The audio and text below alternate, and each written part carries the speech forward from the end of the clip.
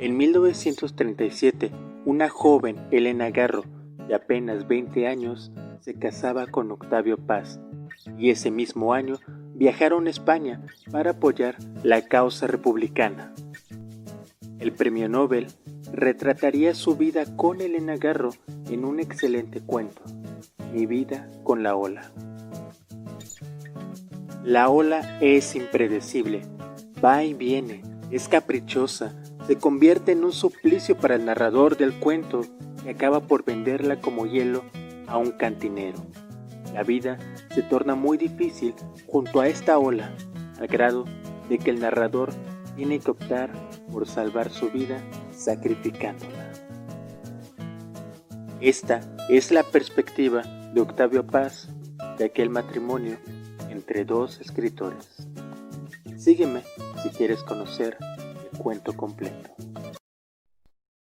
Cuando dejé aquel mar, una ola se adelantó entre todas. Era esbelta y ligera, a pesar de los gritos de las otras que la detenían por el vestido flotante, se colgó de mi brazo y se fue conmigo saltando. No quise decirle nada, porque me daba pena avergonzarla ante sus compañeras. Además, las miradas coléricas de las mayores me paralizaron. Cuando llegamos al pueblo, le expliqué que no podía ser, que la vida en la ciudad no era lo que ella pensaba, en su ingenuidad de ola que nunca ha salido del mar. Me miró seria. No, su decisión estaba tomada. No podía volver. Intenté dulzura, dureza, ironía. Ella lloró, gritó, acarició, amenazó. Tuve que pedirle perdón. Al día siguiente empezaron mis penas.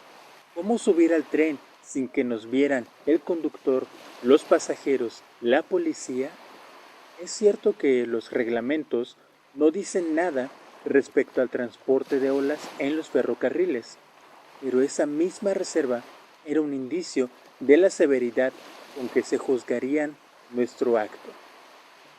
Tras de mucho cavilar, me presenté en la estación una hora antes de la salida, ocupé mi asiento y, cuando nadie me veía, vacié el depósito de agua para los pasajeros. Luego, cuidadosamente, vertí en él a mi amiga. El primer incidente surgió cuando los niños de un matrimonio vecino declararon su ruidosa sed. Les salí al paso y les prometí refrescos y limonadas. Estaban a punto de aceptar cuando se acercó otra sedienta. Quise invitarla también, pero la mirada de su acompañante me detuvo.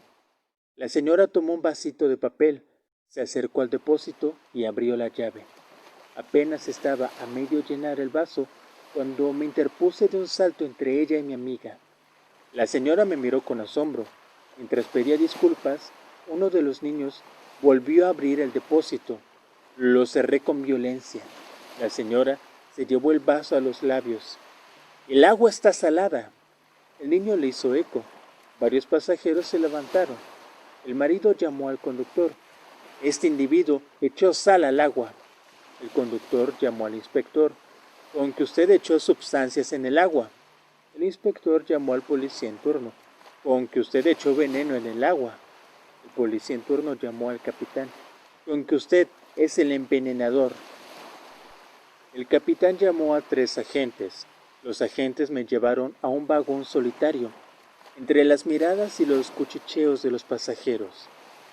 En la primera estación se bajaron y a empujones me arrastraron a la cárcel.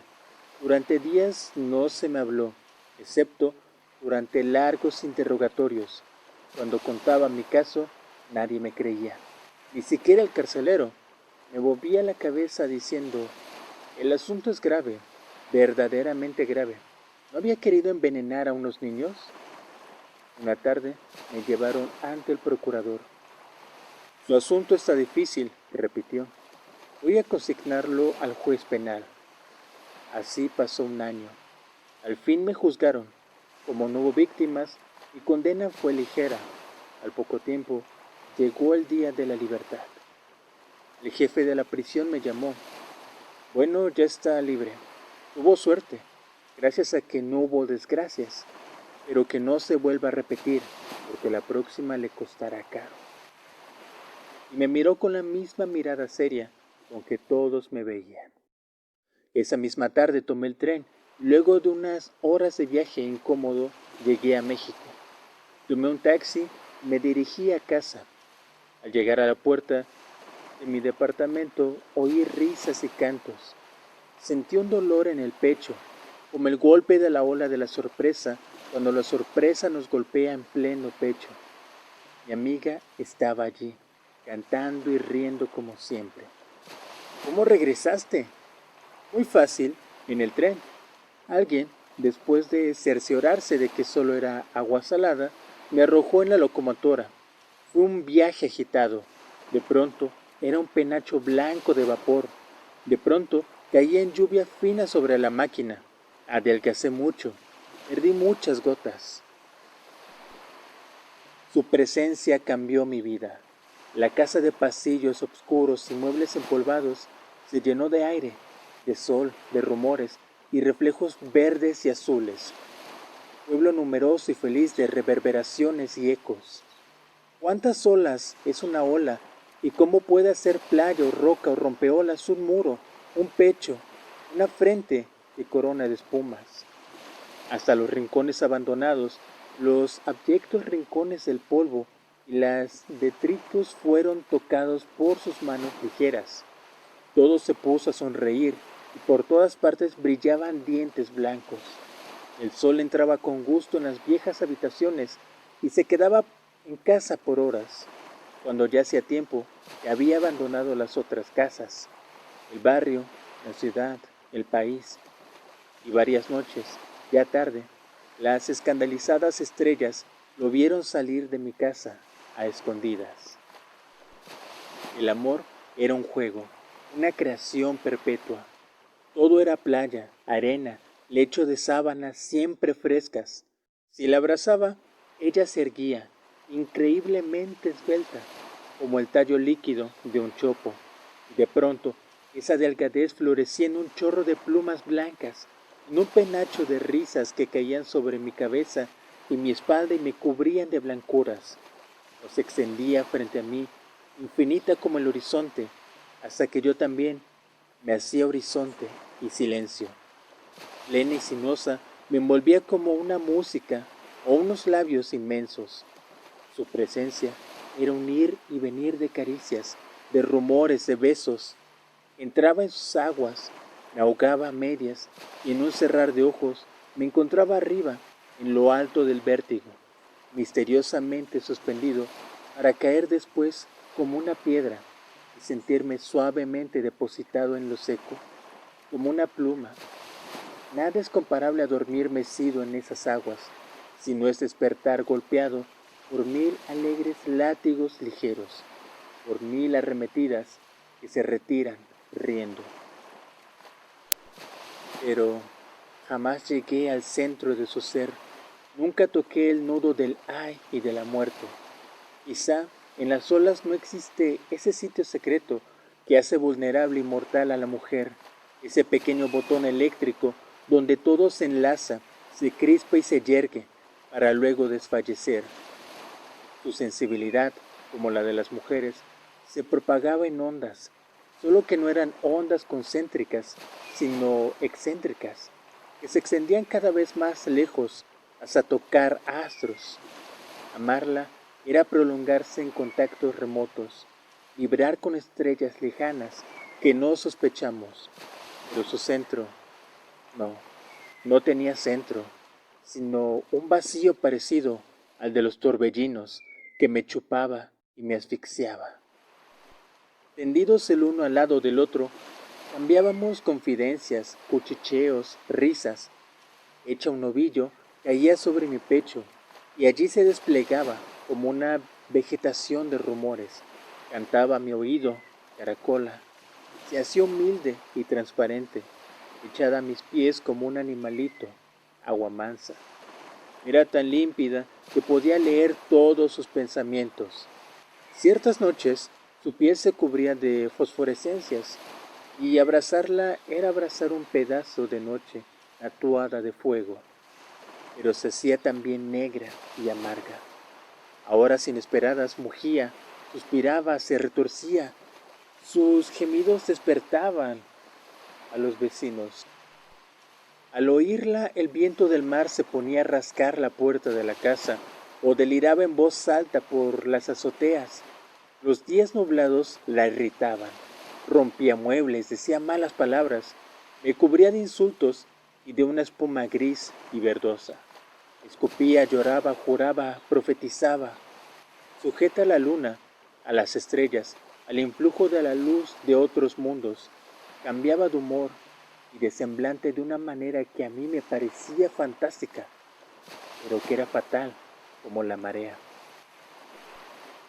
Empezó a quejarse de soledad.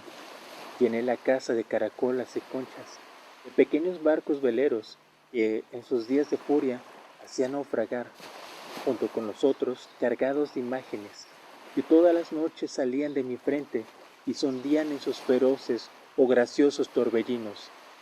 Cuántos pequeños tesoros se perdieron en ese tiempo, pero no le bastaban mis barcos ni el canto silencioso de las caracolas. Tuve que instalar en la casa una colonia de peces. Confieso que no sin celos los veía nadar en mi amiga, acariciar sus pechos, dormir entre sus piernas, adornar su cabellera con leves relámpagos de colores. Entre todos aquellos peces había unos particularmente repulsivos y feroces, unos pequeños tigres de acuario, de grandes ojos fijos y bocas hendidas y carniceras. No sé por qué aberración mi amiga se complacía en jugar con ellos, mostrándoles sin rubor una preferencia cuyo significado prefería ignorar. Pasaba largas horas encerrada con aquellas horribles criaturas. Un día no pude más. Eché abajo la puerta y me arrojé sobre ellos. Ágiles y fantasmales se me escapaban entre las manos mientras ella reía y me golpeaba hasta derribarme. Sentí que me ahogaba y cuando estaba a punto de morir, morado ya, me depositó suavemente en la orilla y empezó a besarme, diciendo no sé qué cosas. Me sentí muy débil, olido y humillado, y al mismo tiempo la voluptuosidad me hizo cerrar los ojos, porque su voz era dulce y me hablaba de la muerte deliciosa de los ahogados. Cuando volví en mí, empecé a temerla y odiarla. Tenía descuidados mis asuntos, empecé a frecuentar a los amigos y reanudé viejas y queridas relaciones. Encontré a una amiga de juventud, haciéndole jurar que me guardaría el secreto, le conté mi vida con la ola. Nada conmueve tanto a las mujeres como la posibilidad de salvar a un hombre. Mi redentor empleó todas sus artes, pero ¿qué podía una mujer, dueña de un número limitado de almas y cuerpos, frente a mi amiga, siempre cambiante y siempre idéntica a sí misma en su metamorfosis incesante?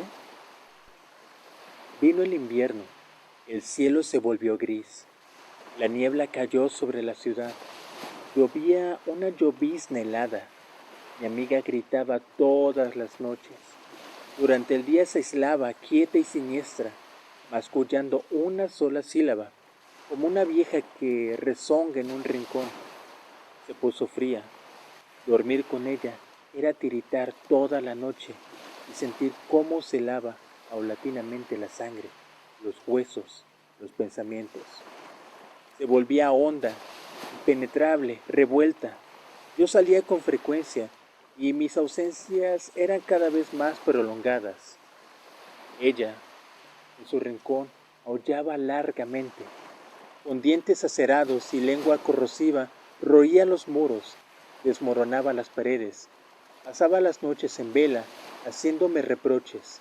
Tenía pesadillas, deliraba con el sol, con playas ardientes. Soñaba con el polo y en convertirse en un gran trozo de hielo, navegando bajo cielos negros, en noches largas como meses.